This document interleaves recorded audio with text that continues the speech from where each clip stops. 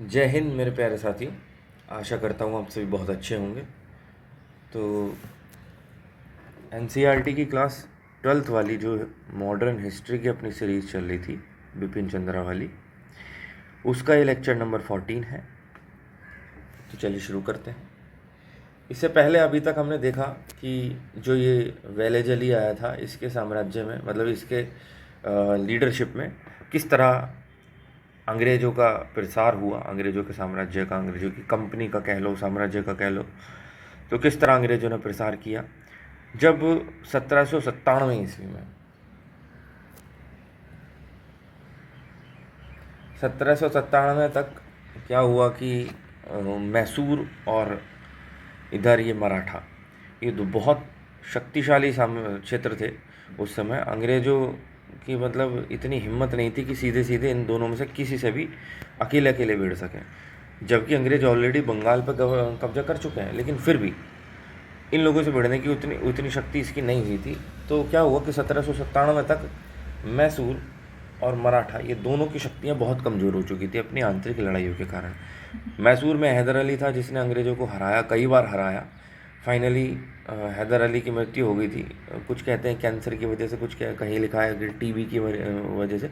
बहरहाल बीमारी की वजह से उनकी मृत्यु हो गई थी। उसके बाद जो है टीपू सुल्तान गद्दी पर बैठा।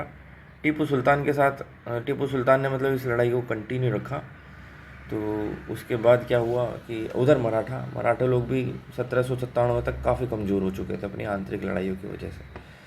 तो अंग्रेज़ों ने इस चीज़ का फ़ायदा उठाया और फाइनली इन मराठा और मैसूर वगैरह इन सब के साथ भी उसने वही किया जो बाकी राज्यों के साथ करता था आंतरिक लड़ाई का फ़ायदा उठाकर उन सभी उनके साथ सहायक संधि इन्होंने करवा ली। ठीक है।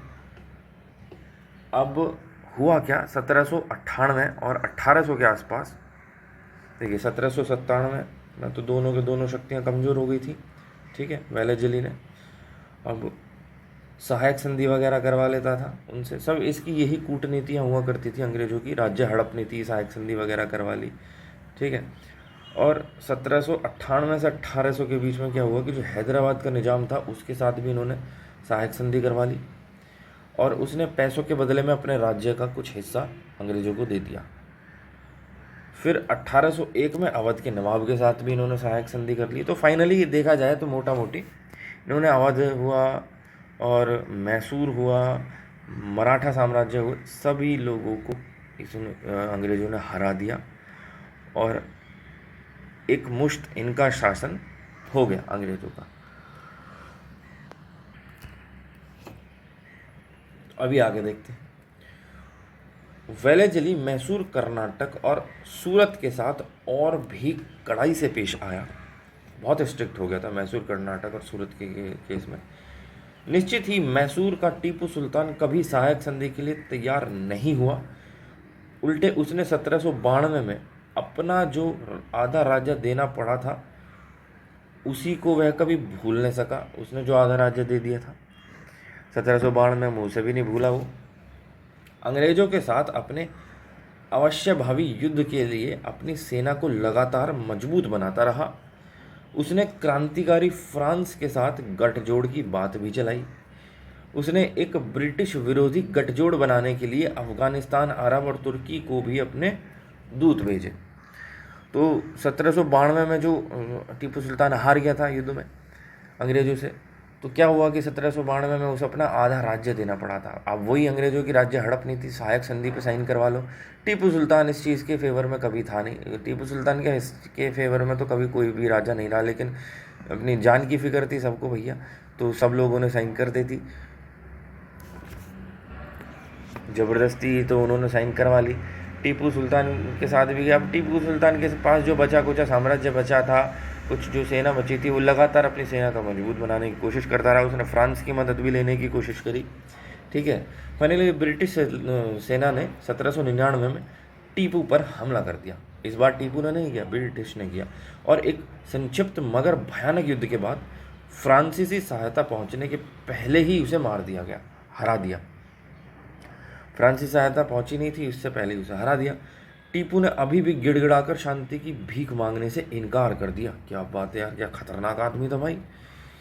उसने गर्वपूर्वक घोषणा की कि काफिरों का दयनीय दास बनकर और उनके पेंशन प्राप्त राजाओं और नवाबों की सूची में शामिल होकर जीने से अच्छा है एक योद्धा की तरह मर जाना।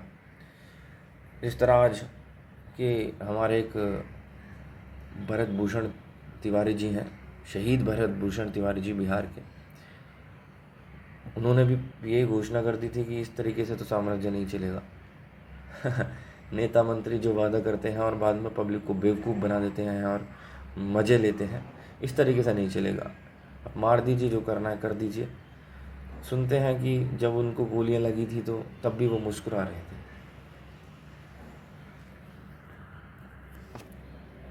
खैर, अपनी राजधानी श्रीरंगपट्टम की रक्षा करते हुए वह 4 मई 1799 को बहादुरों की मौत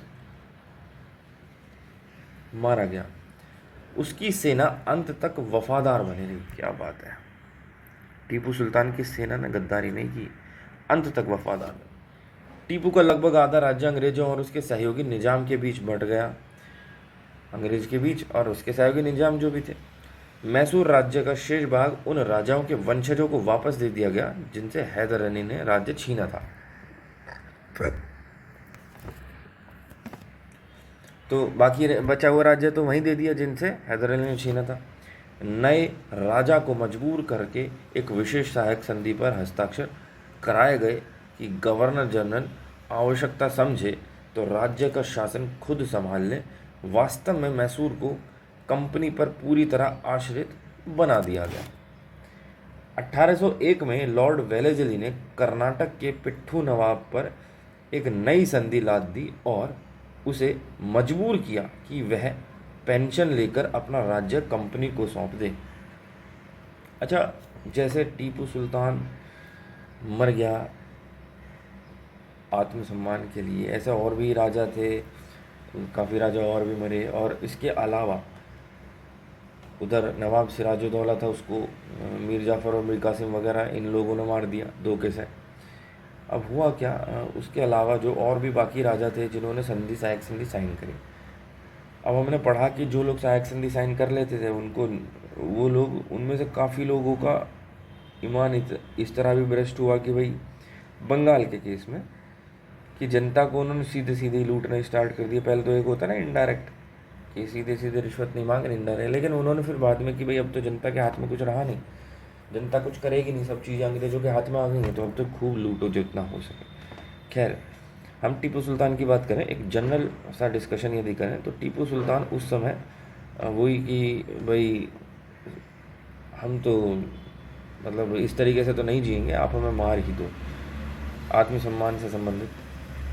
तो क्या हो कि अगर टीपू सुल्तान उस समय मौके की नज़ाकत को देखते हुए सहायक संधि कर भी ले, लेकिन उसके साथ साथ पीठ पीछे अपनी सेना वगैरह और एक गुप्त सेना तैयार करे और अंग्रेज़ों के खिलाफ उसे लड़ाई, और बाकी जो फ्रांसीसी जो मदद के लिए आ रहे थे पहुंच नहीं पाए, इन लोगों से मदद ले या और भी अन्य राजाओं से मदद लेने की कोशिश करता जो ऑलरेडी अंग्रेज़ों ने बर्बाद कर दिए थे, और उन सभी लोगों को एक करके फिर अंग्रेज़ों पर धावा बोलता। उस समय पे तो इसको झुकना पड़ता, जाहिर सी बात है, अपनी जान बचाने के लिए, बेसिकली अपनी जान बचाने के लिए नहीं, अंग्रेज़ों से बदला लेने के लिए।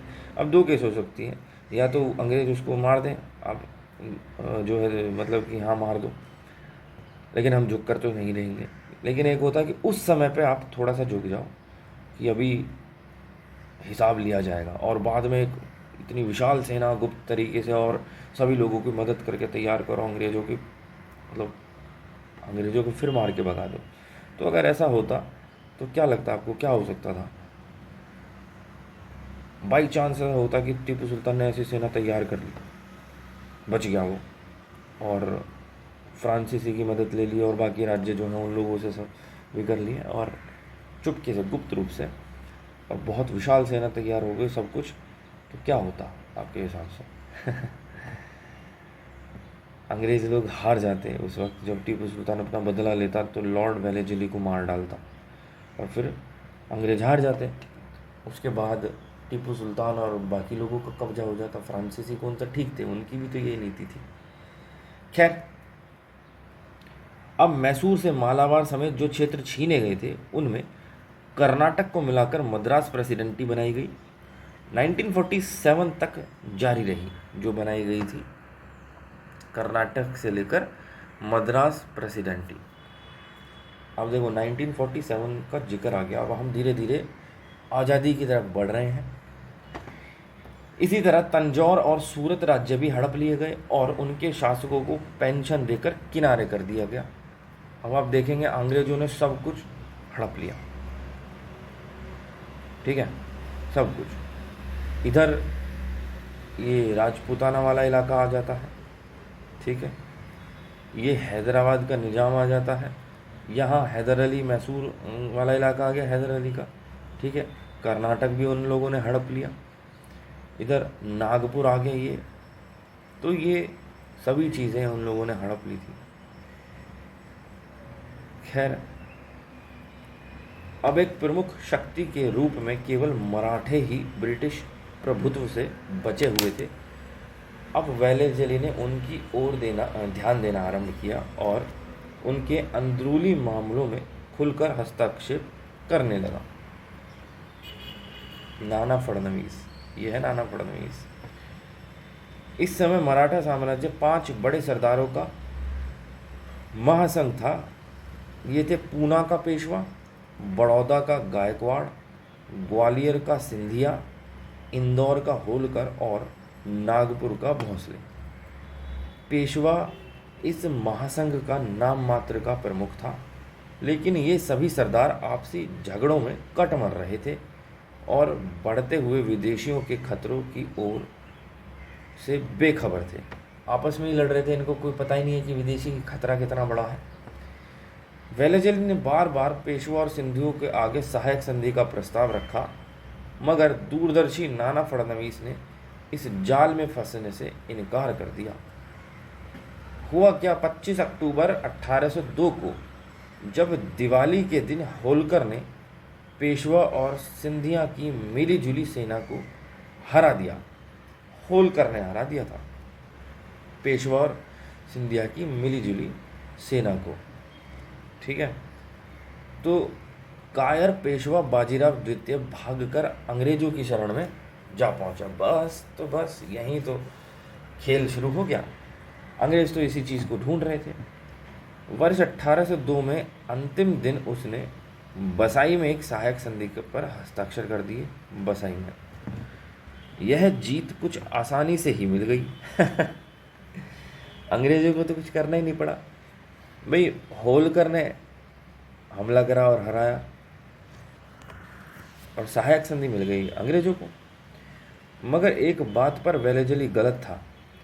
अभिमानी मराठा सरदार बिना लड़ाई के अपनी स्वाधीनता की परंपरा छोड़ने वाले नहीं थे, मगर संकट की इस घड़ी में भी वे साझे शत्रु के खिलाफ एकजुट नहीं हो पाए। जब सिंधिया और भोंसले अंग्रेजों से लड़ रहे थे, तब होलकर चुपचाप दूर पड़ा था और गायकवाड़ अंग्रेजों की मदद कर रहा था। फिर जब होलकर ने तलवार उठाई तो भोंसले और सिंधिया ने अपना बदला चुकाया। दक्षिण में अर्थात वेलेज़ली की कमान में ब्रिटिश सेना ने असहाय में सितंबर 1803 में और फिर अरगांव में नवंबर में सिंधिया और भोंसले की मिलीजुली सेना को हराया। वेलेज़ली की कमान थी ब्रिटिश सेना में। असहाय में इनकी युद्ध हुआ सितंबर 1803 में और फिर इनका युद्ध हुआ अरगांव में नवंबर, सितंबर अक्टूबर नवंबर के आसपास की बात है। सितंबर 1803 में असहाय में हुआ था और नवंबर में अरगांव में हुआ। सिंधिया और भोंसले की मिलीजुली सेना थी, उन लोगों को इन वेलेज़ली ने हरा दिया। उत्तर में लॉर्ड लेक ने नवंबर की 1 तारीख को लसवाड़ी में सिंधिया की सेना को तहस नहस कर दिया। बताओ, अब तो सब खत्म ही हो गया था। मराठा सब शांत हो गए, सब लोगों को तहस नहस कर दिया और अलीगढ़, दिल्ली और आगरा पर कब्जा कर लिया। अब दिल्ली पे कब्जा हो गया, उधर बंगाल पे कब्जा हो गया, इधर मैसूर पे कब्जा हो गया, कर्नाटक पे कब्जा, बचा क्या? इन चीज़ों पर भी कब्जा हो गया, अलीगढ़ आगरा पर भी। भारत का अंधा सम्राट एक बार फिर कंपनी का पैशन खोर हो गया, पेंशन खोर, अंधा सम्राट। मित्र मराठा राज्यों को शांति की बातचीत चलानी पड़ी। अब वे दोनों कंपनी के अधीनस्थ सहयोगी बन गए।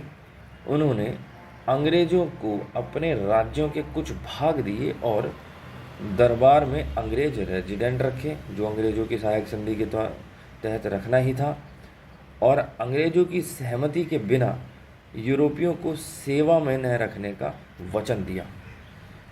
अब उड़ीसा के समुद्र तट पर और गंगा यमुना के दोआब पर अंग्रेजों का पूर्ण अधिकार हो गया।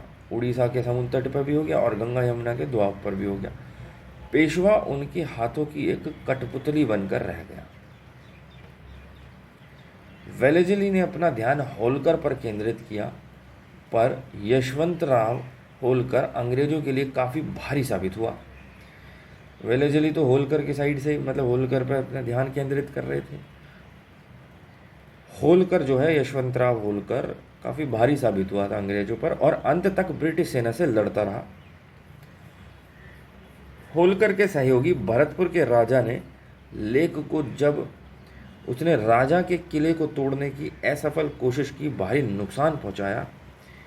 इसके अलावा होलकर परिवार के साथ अपनी पुरानी दुश्मनी भुलाकर सिंधिया उससे हाथ मिलाने की बात सोचने लगा। दूसरी ओर ईस्ट इंडिया कंपनी के शेयर होल्डरों को पता चल गया कि युद्ध के जरिए प्रसार की नीति बहुत महंगी पड़ रही थी और उनका मुनाफा इससे कम हो रहा था। कंपनी का कर्ज, जो 1797 में 170 लाख पौंड था, 1806 तक बढ़कर 310 लाख पौंड हो चुका था। 1797 से 1806, मतलब कि 9 साल के अंदर अंदर 170 से 310 हो गया था। 160 लाख पौंड और ज़्यादा बढ़ गया था। इसके अलावा ब्रिटेन के वित्तीय साधन ऐसे समय में ख़त्म हो रहे थे जब नेपोलियन यूरोप में एक बार फिर एक बड़ा खतरा बन रहा था। तो आप देखें कि एक बार फिर से ब्रिटिश साम्राज्य थोड़ा सा कमज़ोर होने लगा था, लेकिन इस चीज़ से कोई ज़्यादा फर्क पड़ता नहीं था, हल्का फुल्का ही कमज़ोर हो रहा था। उधर होलकर, इधर फिर नेपोलियन वगैरह जो है वो खड़े होने लगे। तो ब्रिटिश राजनेताओं और कंपनी के डायरेक्टरों को लगा कि अब आगे प्रसार रोक देने, बर्बाद कर देने वाले खर्च बंद कर देने और भारत में ब्रिटेन को जो कुछ हाल में उपलब्ध हुआ था उसे सुरक्षित करने और मजबूत बनाने का समय आ चुका है। इसलिए वो लोग क्या था कि सब चीज़ हड़पते जा रहे थे। अपना जो हड़प लिया उस पर बहुत ज़्यादा ध्यान नहीं था कि उसे तो मजबूत कर लेंगे, पहले हड़प तो लो।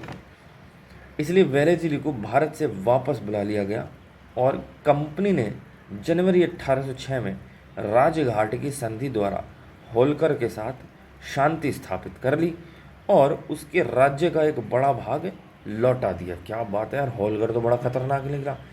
मतलब अंग्रेजों से अपना राज्य ले लेना, जबकि होलकर जो है पूरा मराठा साम्राज्य नहीं था, मराठा लोग जो आपस में बटे हुए थे उनमें एक होलकर भी था जिसने आपसी लड़ाई के दौरान जो मराठा के उस वक्त के पेशवा वगैरह थे उनको हराया और वो अंग्रेज़ों के साथ मिल गए। बावजूद उसके भी होलकर हार नहीं माना, वो लड़ता रहा और फाइनली अंग्रेज़ों को उसका काफ़ी बड़ा भाग लौटाना पड़ा, एक राज्य का बड़ा भाग। वेलेजली की प्रसार की नीति सफलता के निकट पहुंची ही थी कि रोक लगा दी गई। फिर भी इसका नतीजा यह हुआ कि ईस्ट इंडिया कंपनी भारत की सबसे मतलब बड़ी शक्ति बन चुकी थी। कंपनी की न्यायिक सेवा के एक युवक अधिकारी हेनरी रोबरक्ला ने 1805 में लिखा। हेनरी रोबरक्ला ने कंपनी की न्यायिक सेवा का एक युवक अधिकारी था, रोबरक्ला। इसने लिखा 1805 में कि भाई भारत में मौजूद हर अंग्रेज गर्व से भरा हुआ और अकड़ा हुआ है। वह अपने को एक विजित जनता का विजेता मानता है और अपने नीचे के हर व्यक्ति को कुछ श्रेष्ठता की भावना के साथ देखता है, कुछ श्रेष्ठता की भावना। चलो आगे लॉर्ड हेस्टिंग, वॉरेन हेस्टिंग। तो वॉरेन हेस्टिंग आया था 1813 से 222 में। वेलेजली का अब साम्राज्य हो गया, निपट लिया मतलब वेलेजली को वापस बुला लिया था। अब हेस्टिंग आया। द्वितीय आंग्ल मराठा युद्ध ने मराठा सरदारों की शक्ति को तोड़ दिया था, पर उनके साहस को नहीं तोड़ सका। जो दूसरा युद्ध हुआ था उसमें भाई मराठा काफ़ी हद तक कमज़ोर हो गए थे। मराठा अलग अलग राज्यों में जो बटे हुआ था, उसमें बहुत सारे राज्य ने अंग्रेज़ों के साथ मिलकर संधि कर ली थी, और होलकर बचे थे। होलकर को अंग्रेज़ लोग नहीं तोड़ पाए थे, और अंग्रेज़ों ने मतलब होलकर का राज्य भी लौटा दिया था वापस। तो हुआ क्या था कि मराठाओं की शक्ति तो तोड़ दी, लेकिन उनका साहस नहीं तोड़ पाए। 1817 में अपनी खोई स्वाधीनता और प्रतिष्ठा को फिर से पाने का एक और हताशपूर्ण प्रयत्न किया। मराठा सरदारों का एक संयुक्त मोर्चा बनाने में पहल पेशवा ने की, जो ब्रिटिश रेजिडेंट में कड़े नियंत्रण में छटपटा रहा था। पेशवा जो इधर की साइड था, पेशवा ने नवंबर 1817 में पूना में अंग्रेज रेजिडेंट पर हमला कर दिया।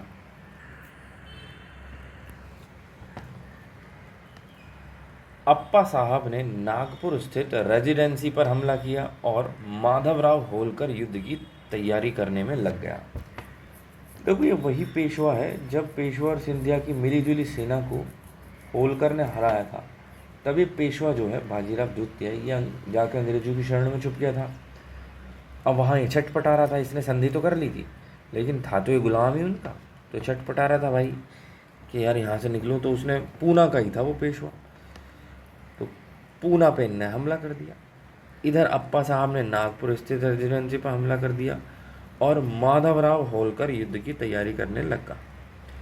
गवर्नर जनरल लॉर्ड हेस्टिंग 1813 से 1822 ने पूरी ताकत के साथ जवाबी हमला किया। उसने सिंधिया को ब्रिटिश अधीनता स्वीकार करने के लिए मजबूर कर दिया, मतलब हार गया, और पेशवा भोसले और होलकर की सेनाओं को भी हरा दिया। फाइनली होलकर भी हार गया। पेशवा को गद्दी से उतारकर और पेंशन देकर कानपुर के पास बिठूर में बिठा दिया। उसका राज्य हड़प कर बम्बई की विस्तारित प्रेसिडेंसी बनाई गई। होलकर और भोसले ने सहायक सेना रखना स्वीकार कर लिया। जो होलकर था उसने भी और भोसले ने भी सहायक सेना रखना स्वीकार कर लिया। मराठों के गर्व को संतुष्ट करने के लिए पेशवा की जमीन पर सतारा का छोटा सा राज्य बनाया गया और उसे छत्रपति शिवाजी के एक वंशज को दे दिया गया, जो पूरी तरह अंग्रेजों पर निर्भर होकर सतारा शासन चलाता रहा। था तो वो अंग्रेजों का ही गुलाम, मतलब सभी लोग अंग्रेजों के गुलाम ही बने। अंग्रेजों की यही पॉलिसी थी, सहायक संधि पर साइन करवा लो और अपना गुलाम बना लो।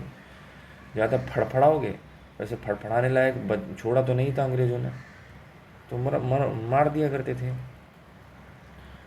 दूसरे भारतीय राज्यों के शासकों की तरह अब मराठा सरदार भी ब्रिटिश सत्ता की दया पर आश्रित हो गए। राजपुताना के राज्य कई दशकों से सिंधिया और होलकर के प्रभुत्व में थे, जो राजपुताना के राज्य थे। मराठाओं के पतन के बाद वे लोग भी अपनी स्वाधीनता का फिर से दावा करने में असमर्थ थे और उन्होंने तत्काल ही अंग्रेजों की अधीनता स्वीकार कर ली। मराठा लोगों का पतन हो गया और बाकी सब चीज़, मतलब अंग्रेजों ने सबको हरा दिया और सबके सबको अपनी स्वाधीनता के अंदर में ले लिया था।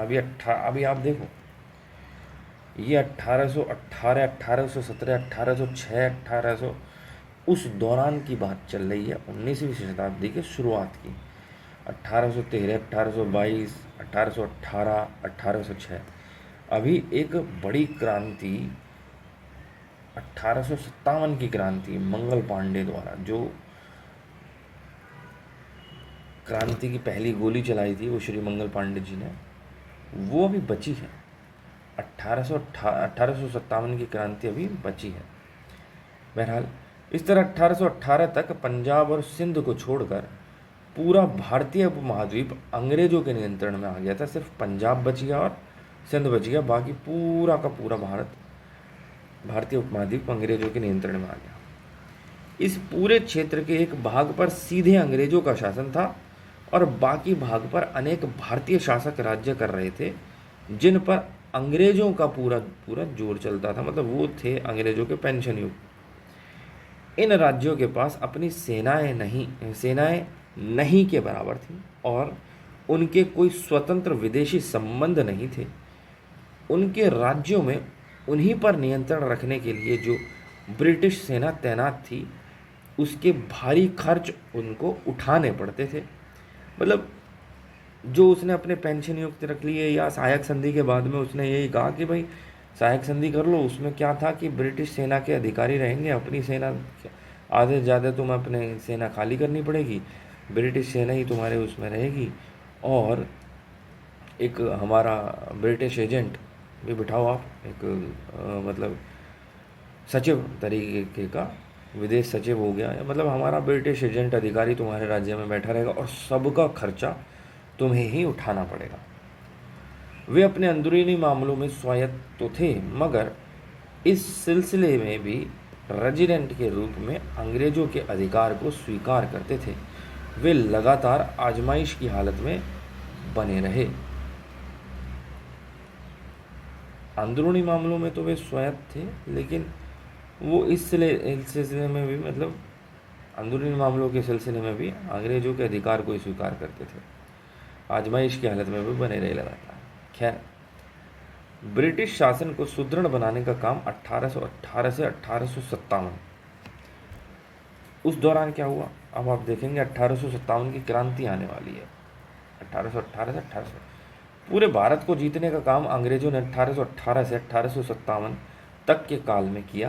पूरे भारत को जीतने का सिंध और पंजाब भी जीत लिए गए।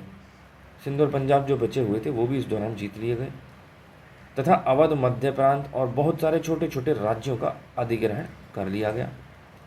सिंध की विजय में क्या हुआ था? सिंध में यूरोप और एशिया में अंग्रेजों और रूसियों की शत्रुता बढ़ रही थी। यूरोप में भी और एशिया में भी अंग्रेज और रूसी भी आपस में लड़ रहे थे। उधर आप एक चीज़ देखो, ये भारत की स्थिति चल रही है 1818 से 1857। उधर 1776 में आपको याद हो हमने पढ़ा था कि अंग्रेज लोग भी जो अमेरिका साइड से भी विरोध उठने लगे थे। तो अमेरिका तो उस समय 1776 में आज़ाद हो गया। अमेरिका तो भैया इन लोगों को भगा चुका था।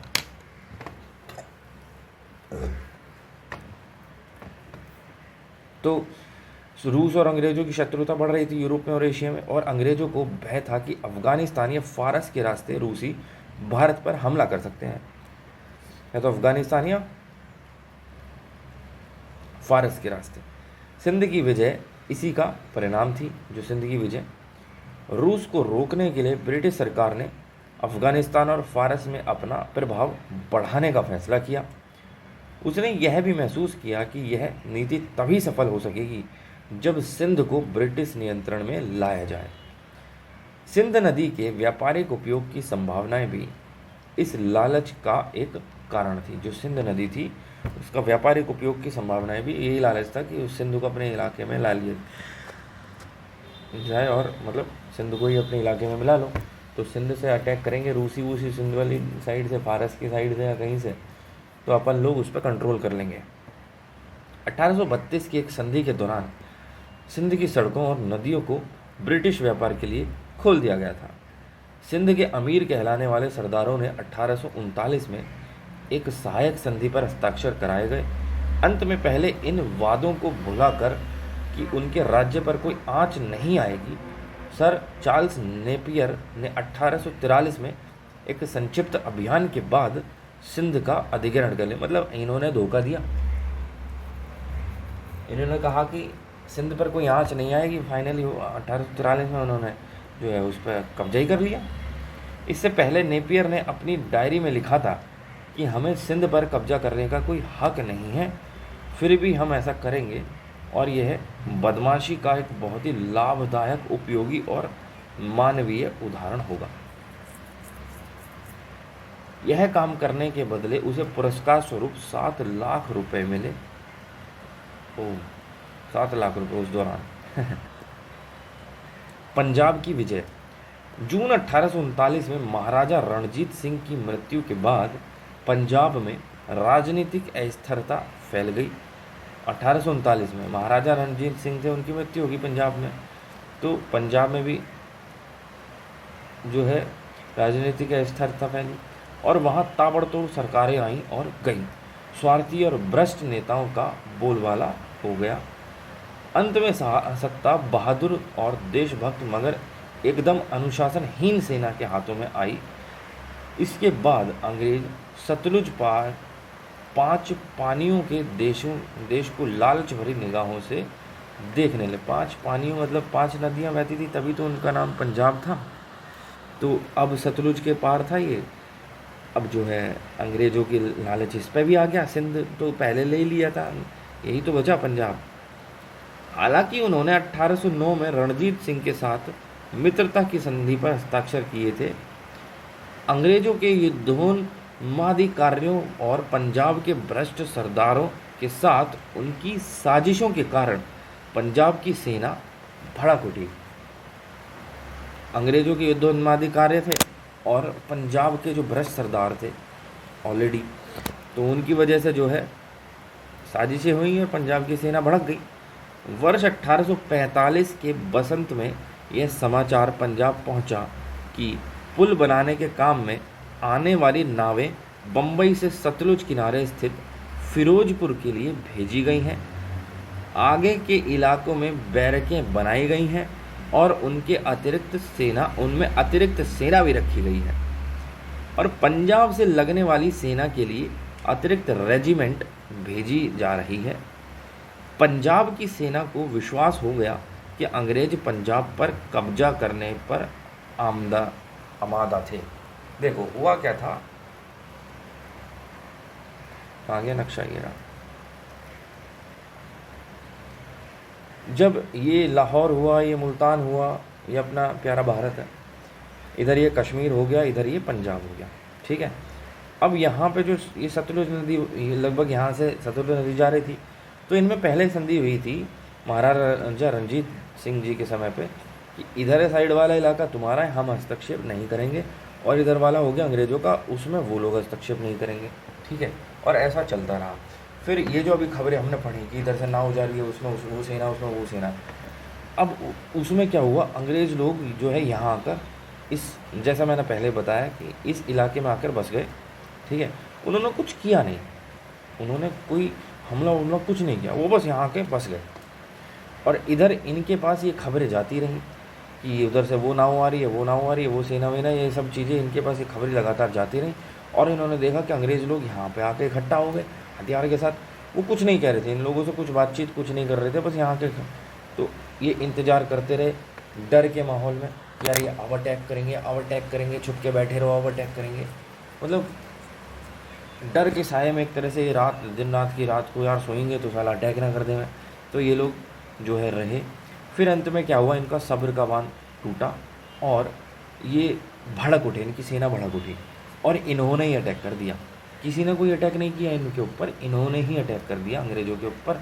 बस अंग्रेज़ों को तो फ़ायदा मिल गया कि भाई तुमने संधि तोड़ दी। तुमने संधि क्यों तोड़ी, तो तुमने संधि तोड़ी, अब हम तुम्हें तोड़ेंगे।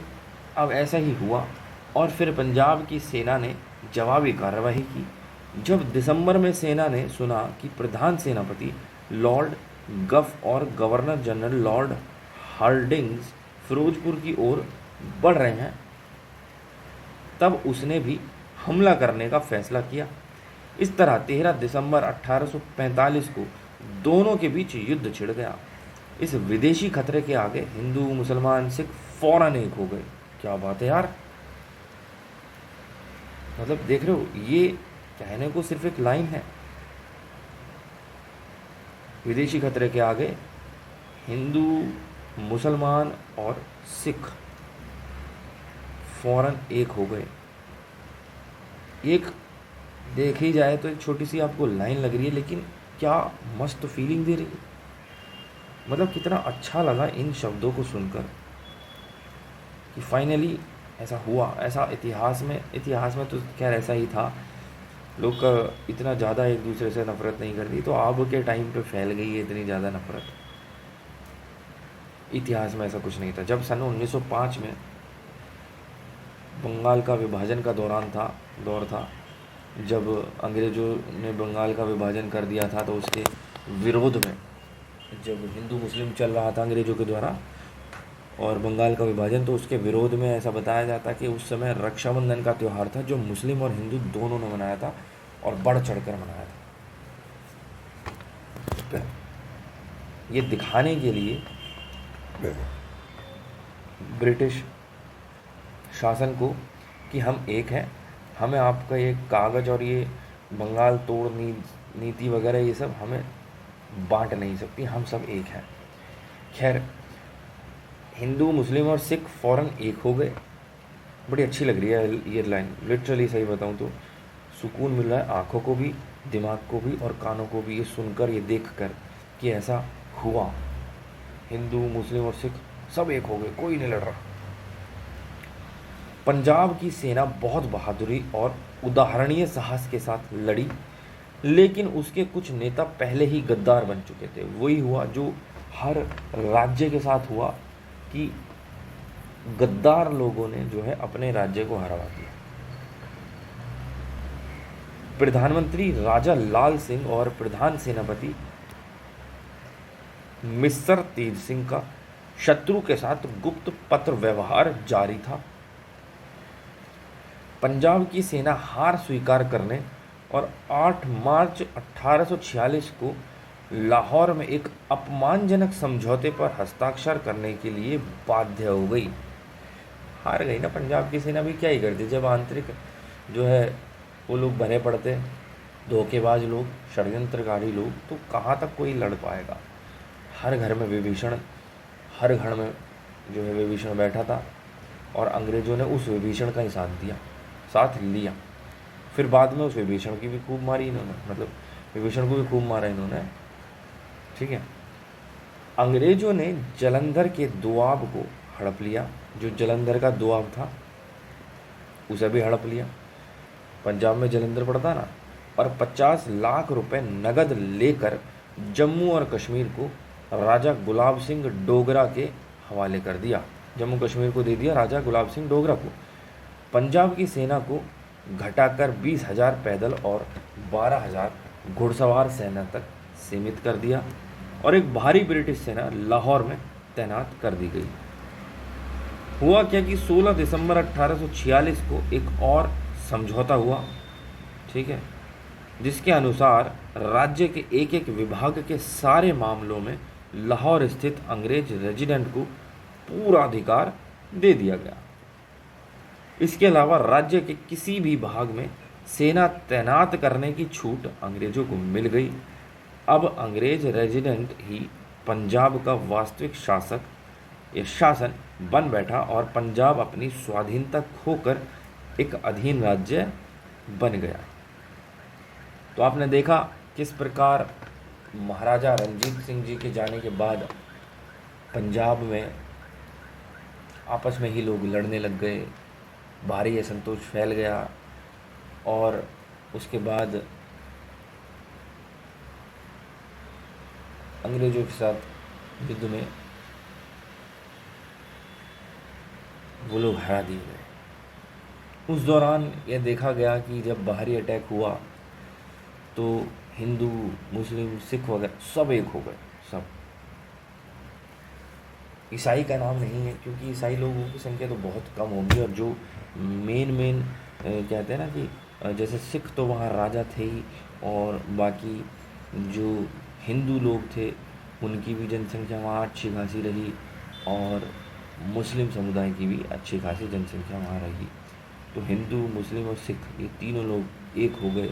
लेकिन फिर भी क्योंकि कहाँ ये पूरा, मतलब आप देख रहे हैं कहाँ ये इतना बड़ा पूरा साम्राज्य और कहाँ ये छोटा सा इलाका बचा था, तो कहाँ ही टिक पाते ये, जबकि इनके अंदर आंतरिक असंतोष बहुत ज़्यादा था। षड्यंत्रकारी, धोखेबाज लोग इनके अंदर ऑलरेडी मौजूद थे, तो ये नहीं टिक पाते। खैर, लेकिन भारत में खुलकर साम्राज्यवादी आक्रमणों का समर्थन करने वाला ब्रिटिश अधिकारियों का भाग अभी भी असंतुष्ट था। उनको अभी भी संतुष्टि नहीं हुई थी जम्मू कश्मीर को उन्होंने दे दिया था, पंजाब पे कब्जा कर लिया था, सब चीज़ों पे जो है कब्जा इन्होंने कर लिया। अब क्या बच गया भाई? जम्मू कश्मीर पे तुमने राजा बिठाया था, लेकिन वो था तो तुम्हारे अंडर में ही होगा वो भी, राजा गुलाब सिंह, क्योंकि वो तुम्हारा बिठाया हुआ आदमी।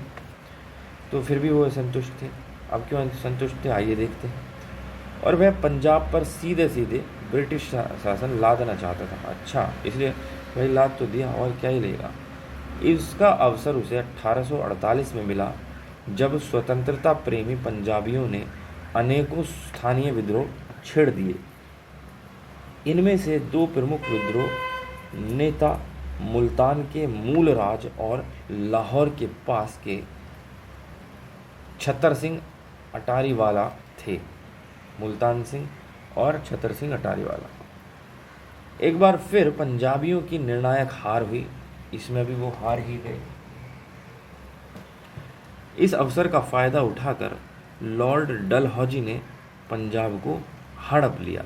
इस तरह भारत का अंतिम स्वाधीन राज्य भी भारत के ब्रिटिश साम्राज्य में मिला लिया गया। डलहौजी की अधिग्रहण की नीति 1848 से 1856। अब क्या था कि पहले क्या हुआ, संधियाँ साइन हुई और राज्य पे बैठा तो रहा उसी का ही राजा जो ऑलरेडी था, ठीक है। संधि के बाद में इस राज्य के अंदर सारी जो सेना थी, वो सेना इस राजा की घटा दी गई, अपने ब्रिटिश सेना भर दी, भारी सेना, वो भी अपना राजदूत बिठा दिया, और इसको कि बिना हमारी इजाज़त के तू किसी और राज्य के साथ बात नहीं कर सकता, अपना मस्त रहे। तो इस तरीके से गुलामी भरी ज़िंदगी। लेकिन डलहौजी की क्या रही, डलहौजी की रही राज्य हड़प नीति।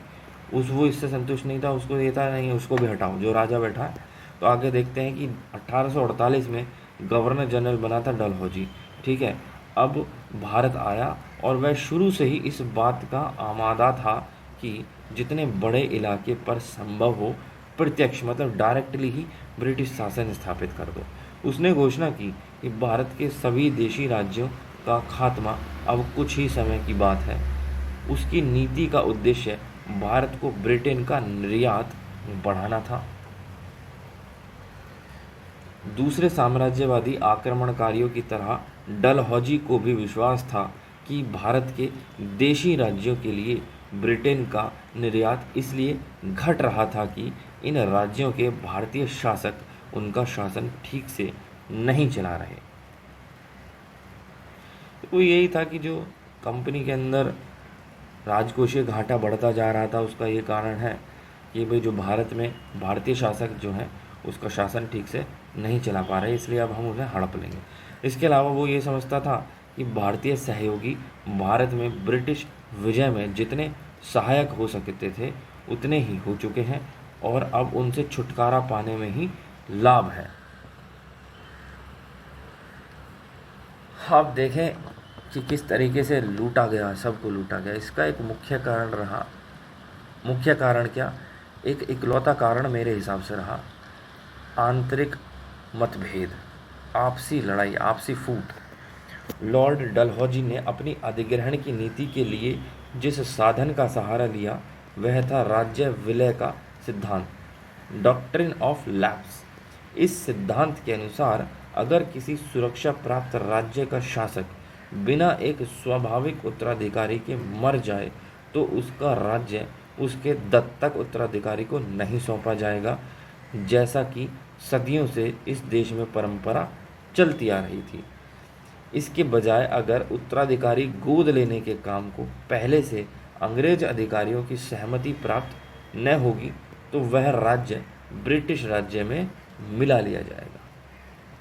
वो तो ऑलरेडी ब्रिटिश का हिस्सा था वो तो तुम्हारे कठपुतली तो बैठी थी उस पर।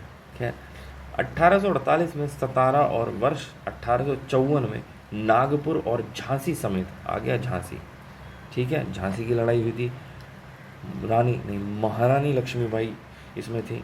और फिर 1857 की क्रांति पे पहुंचने वाले हम, आप देखो 1854 तो आ गया। तो 1848 में सतारा, 1854 में नागपुर और झांसी समेत अनेक राज्यों का इसी सिद्धांत के अनुसार अधिग्रहण कर लिया गया था। हुआ क्या कि डलहौजी ने अनेक भूतपूर्व शासकों के अधिकारियों को मान्यता देने और उन्हें पेंशन देने से भी इनकार कर दिया। जो पहले पेंशनयुक्त बैठे हुए थे उनको पेंशन देना भी बंद कर दिया। ठीक है, चलो। इस तरह कर्नाटक और सूरत के नवाबों और तंजौर के राजा की उपाधियां भी छीन ली गई। इसी तरह भूतपूर्व पेशवा बाजीराव द्वितीय, जिसे बिठूर का राजा बना दिया गया था, जब मरा तो डलहौजी ने उसका वेतन या पेंशन उसके दत्तक पुत्र नाना साहेब को देने से इनकार कर दिया।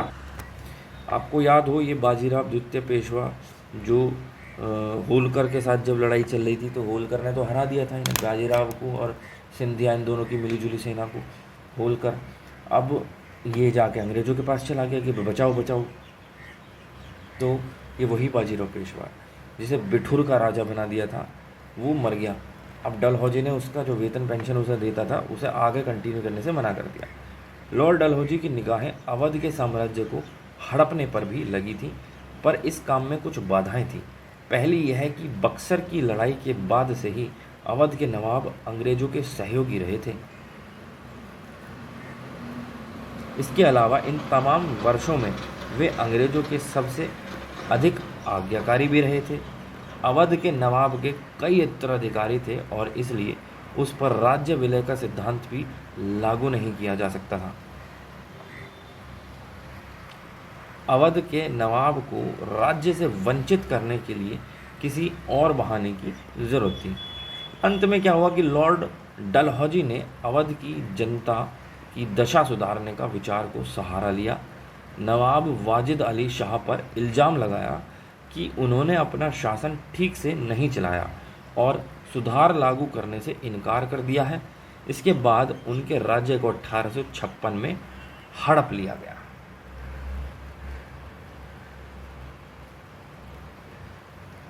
तो हमने देखा कितना लगे,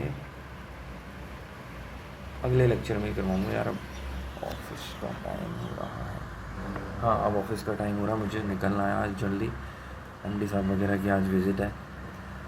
तो ठीक है, तो जय हिंद और बहुत बहुत धन्यवाद आप लोग का।